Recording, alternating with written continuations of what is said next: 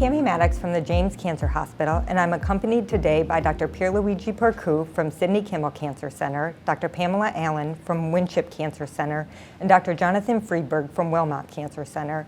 And we're here today to have a discussion on the treatment landscape in diffuse large B-cell lymphoma and follicular lymphoma. Let's start by discussing the unmet needs and emerging therapies in follicular lymphoma and diffuse large B-cell lymphoma. I'll start with diffuse large B-cell lymphoma. What do you guys think are the major unmet needs in diffuse large B-cell lymphoma treatment? I think since we've seen a lot of improvement in outcome of diffuse large B-cell lymphoma, it's tantalizing to think that maybe there aren't so many unmet needs, but I believe there still are. Although we cure the majority of patients with diffuse large B-cell lymphoma, for the subset who progress after initial therapy, the cure rate is still not where it should be, and the morbidity of those treatments, whether it's autologous transplant, CAR T-cell therapy, or for older patients, sequential novel agents, is substantial. So I think a better use of the genetics that define the high risk as far as treatment choice, as well as optimizing therapy in the relapse setting, are important directions for us to continue to study. I think that's a good point. We do better at relapse disease than we did 5 years ago and prior to that, but there's still, even with CAR T-cell therapy, the majority of patients are not going to be cured of their disease when they relapse. Yeah, and there are also several subsets of patients with DLBCL that continue not to do well, and the unmet need there is quite significant.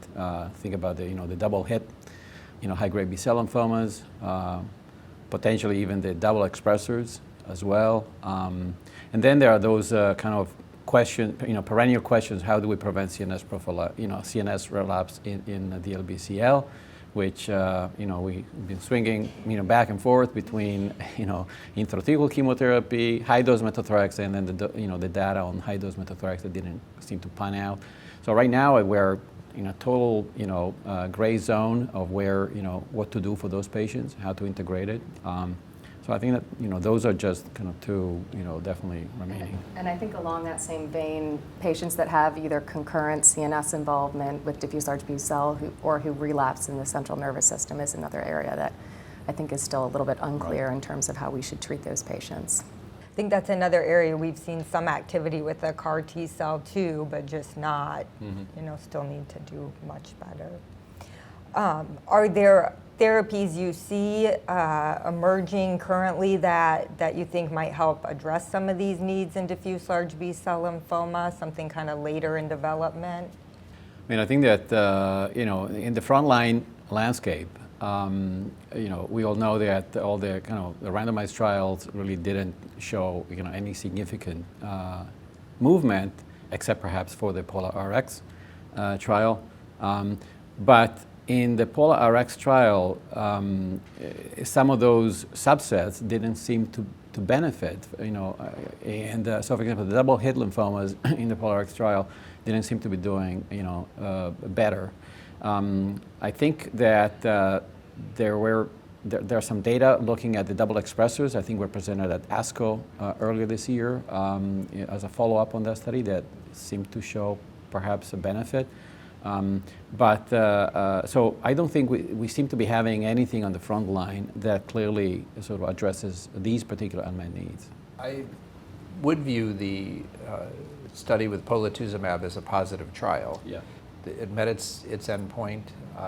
There was a significant hazard ratio favoring the polatuzumab-containing arm. And again, this trial enrolled patients with IPI 2 and above, diffuse large B-cell lymphoma. Those subset analyses, the study wasn't necessarily powered to look at those, although I agree that particularly for the double hit, the small number of patients that were treated didn't appear to do very well. To my knowledge, that's not been adjusted for in multivariate analyses regarding other risk factors that could have been present. I think we're waiting for FDA approval, but when we get FDA approval, in my mind, that will likely replace our CHOP for most patients that met the study criteria who I treat.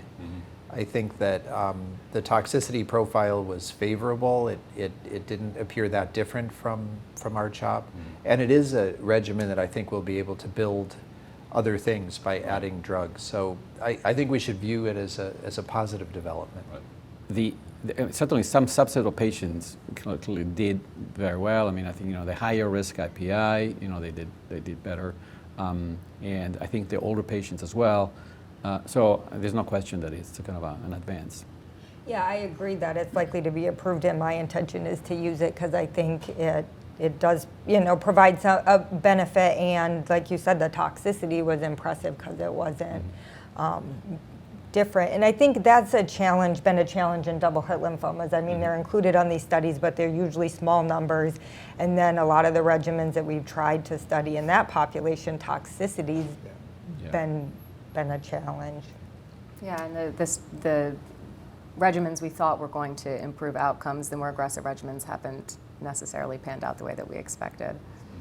And I think we learned recently when trying to combine agents with regimens like dose-adjusted EPOC, the toxicity again was significantly problematic. So I think the ability to potentially build upon R-CHOP or polatuzumab CHP with rituximab is appealing with a rational agent for the double-hit subset. Yeah, or orally incorporation of CAR T-cell therapy has been Sure. studied is probably, I think that'll be really interesting once we get more data there.